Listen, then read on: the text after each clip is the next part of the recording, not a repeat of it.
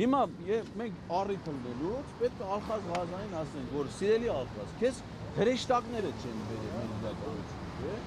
դու պատգամավոր ես դարձել, որովհետև մարդիկ, քաղաքացիները կողմ են քվեարկել քաղաքացիական պայմանագիր կուսակցության։ Այդ դեր կուրսի քեֆին դուք իրան ասացիք, համարեք համաձայնեք։ Մենք չենք արել։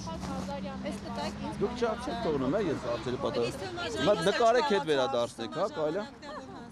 Եկեք դուք։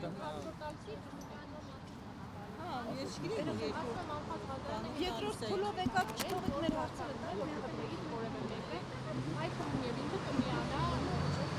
Շատ լավ, հիմա Ալխազ Ղազարյանը հավանաբար չի կարդացել Հայաստանի Հանրապետության սահմանադրությունը։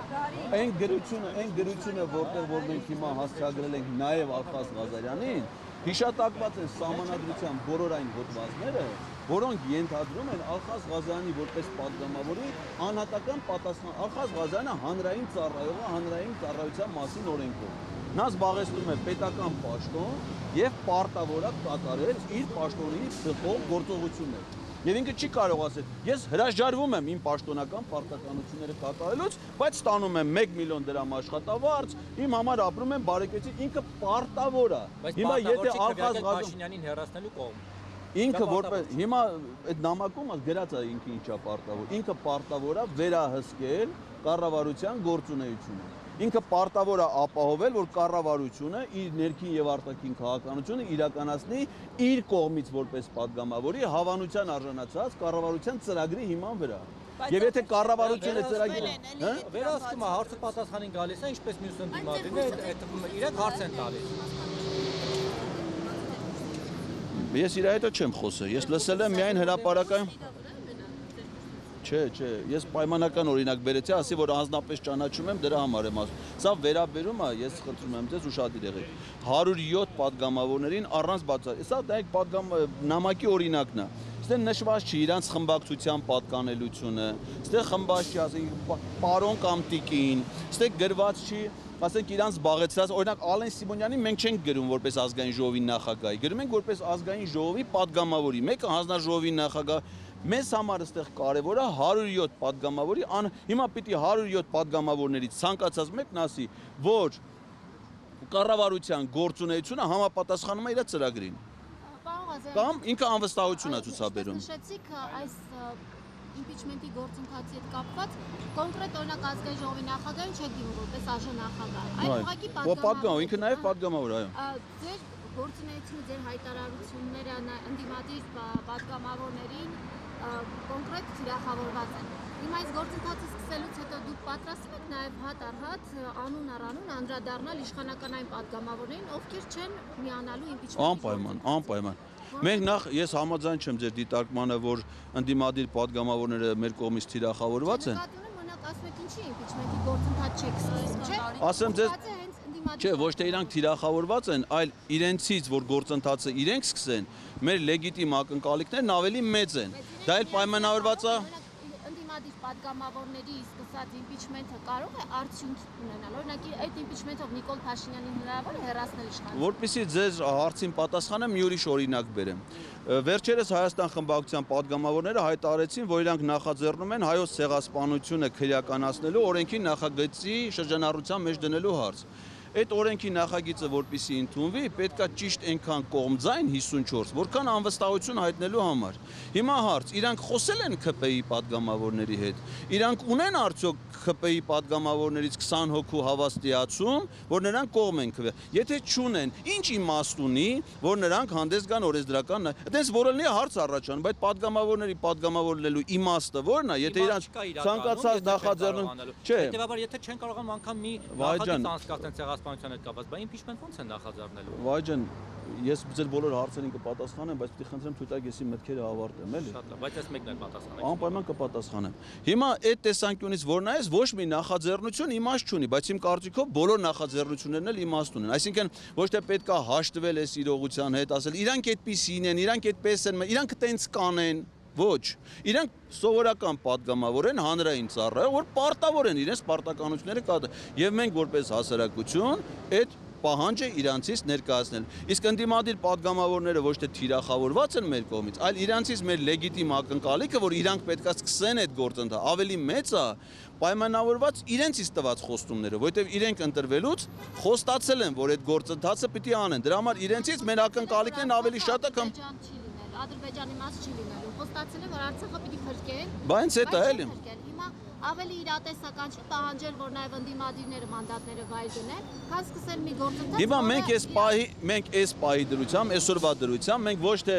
ակնկալում ենք, որ ընդդիմադիր падգամավորները պետք է իրենց մանդատները վայր դնեն, այլ ակնկալում ենք, որ իրենք իրենց մանդատների ֆունկցիաներից բխող գործողություններ անեն։ Բայց ձեր հարցը որ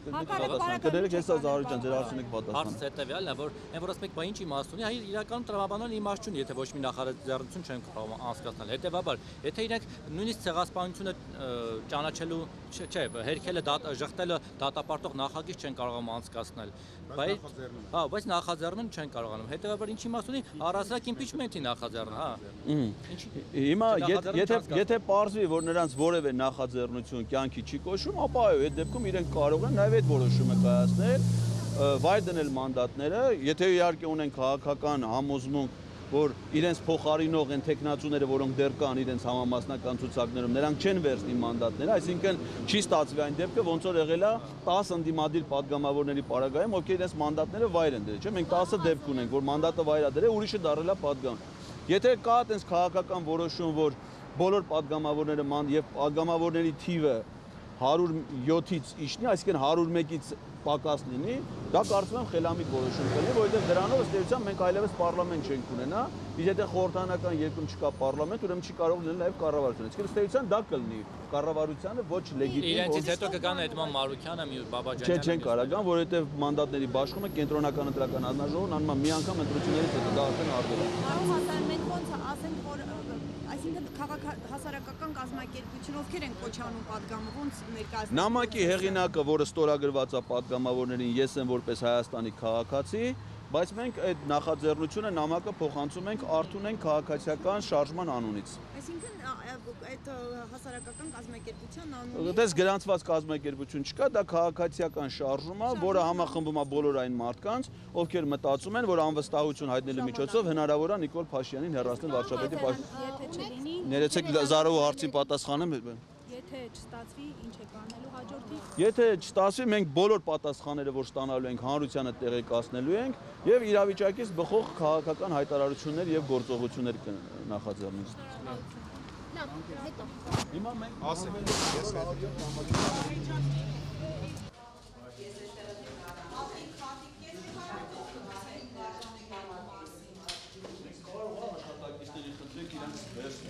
Տեսեք արագ կգցեք երկու մասի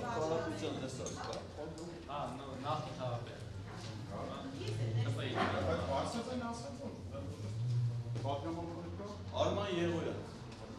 Լսել եմ։ Ո՞րը լսել եք ասեք։ Դավիթ Դանիելյան։ Չնդեղավ քաղաքապետ։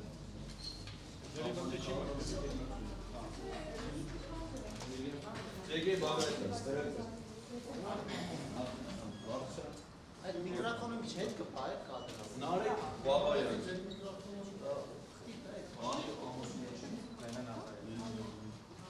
Սրանց կարելի է տուն ուղարկել։ Տան հասցե։ Կարող եք միասնական ուղղակի։ Քաղաքացիների նամակները այնքան շատ են բաղազել, որ տեղ չի անում, լծվել է։